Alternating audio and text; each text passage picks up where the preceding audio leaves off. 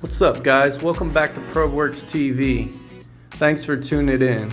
This video is a repair video for a shutoff valve underneath the sink. This is actually a bar sink and it has 3 shutoff valves. One right here, that's for the ice machine, and the other 2 are for a small sink, a hot and cold.